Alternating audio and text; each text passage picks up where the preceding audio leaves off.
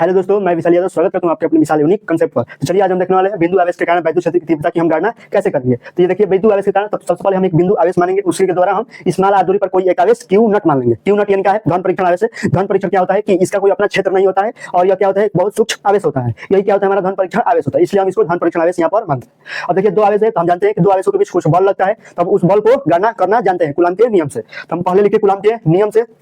यह क्या है, हमारा कूलम के नियम से हम जानते हैं कि वेक्टर F बराबर k q1 q2 बटे r स्क्वायर होता है। तो q1 का मान क्या है, q, और q2 का मान क्या है, q नॉट, और k क्या है, k लिखो या 1/4 पाई एप्सिलॉन नॉट, दोनों क्या होता है, इक्वल होता है। यहाँ से हम ये लिख लिए। अब जानते हैं कि वैद्युत क्षेत्र की तीव्रता का हम सूत्र पता है। तो वैद्युत क्षेत्र की तीव्रता E बराबर क्या होती है, F बटे q नॉट होता है। यानी q नॉट यानी q लिख सकते हैं, यानी q के स्थान पर हम क्या माने, q नॉट, हम q नॉट लिख लिए।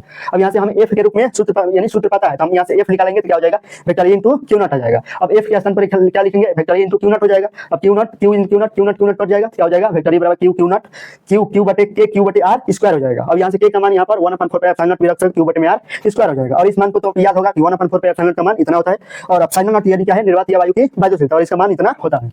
उसके बाद यदि इस माध्यम को यानी इस पूरे फिगर को उठाकर हम किसी तेल में रख दें या किसी बर्फ में रख दें या किसी माध्यम में हम रख दे रहे हैं, जब इसे कुछ माध्यम में रखेंगे तो इसमें कुछ परिवर्तन होगा, यानी इसके विद्युत क्षेत्र की तीव्रता में इस पर बल लग रहा है, उसमें कुछ परिवर्तन होगा। तो वही परिवर्तन हम क्या हो जाएगा, यदि के परावैद्युत माध्यम में रख रहे हैं तो हमें के से क्या करना होगा, डिवाइड करना होगा। तो हम एप्सिलॉन नॉट इंटू के से क्या कर दिए, डिवाइड कर दिए, इंटू q बटे में r स्क्वायर हो गया। अब यहाँ से हम एक परावैद्युत माध्यम का सूत्र यानी परावैद्युतांक का सूत्र जानते हैं, एप्सिलॉन बटे एप्सिलॉन नॉट, यानी माध्यम की वैद्युतशीलता बटे वायु या निर्वात की वैद्युतशीलता होती है। उसी प्रकार के बराबर एप्सिलॉन बटे एप्सिलॉन नॉट, और एप्सिलॉन नॉट का मान निकाले तो ये हमारा प्राप्त हो जाएगा। अब इस k इंटू एप्सिलॉन नॉट के स्थान पर रख दिए तो हमें क्या हो जाएगा, एप्सिलॉन नॉट। यहाँ से भी एक सूत्र प्राप्त हो जाएगा, E बराबर 1/4 pi epsilon not into q बटे r स्क्वायर होता है। ये आपको तीन सूत्र यानी ये और ये आप याद रख सकते हैं, यानी आपको याद रखेंगे, अगर एक याद रखेंगे तो आपको तीनों सूत्र आसानी से याद हो जाएंगे।